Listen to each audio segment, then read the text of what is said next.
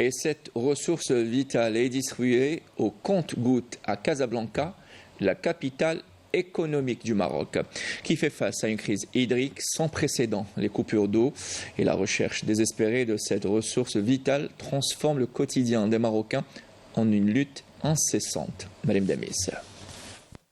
Depuis plusieurs semaines, Casablanca, à l'image des différentes villes et villages, subit des coupures d'eau, provoquant la colère des habitants.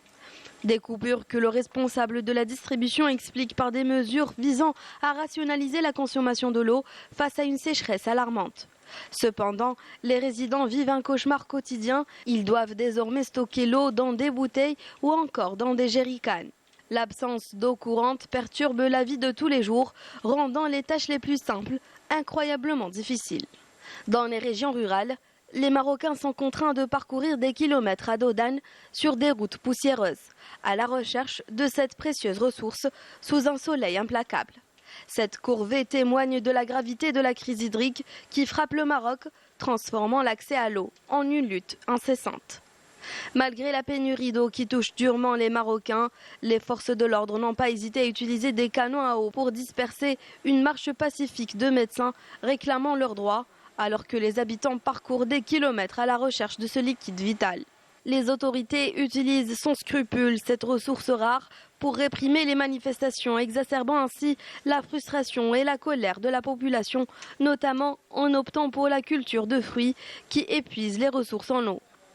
Jugez-en, une pastèque de 10 kilos peut consommer jusqu'à 450 litres d'eau douce. Ou encore l'avocat qui nécessite 4 fois plus d'eau que la production d'1 kilo d'orange et 10 fois celle d'1 kilo de tomates. Or, aujourd'hui, le Marzin a consacré plus de 7000 hectares à la culture de l'avocat pour une production annuelle de plus de 40 000 tonnes, faisant fi des contestations de tout un peuple. En dépit des mesures prises ces dernières années pour faire face à la sécheresse des exportations des produits agricoles marocains, il faut savoir que les entreprises exportatrices appartiennent au roi marocain et à ses plus proches collaborateurs.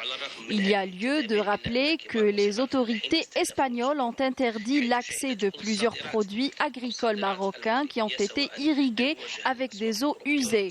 La pénurie d'eau qui frappe aujourd'hui le Maroc ne se limite pas aux zones éloignées et rurales. Elle frappe les grandes villes de plein fouet, obligeant les populations à battre le pavé pour exprimer leur désarroi.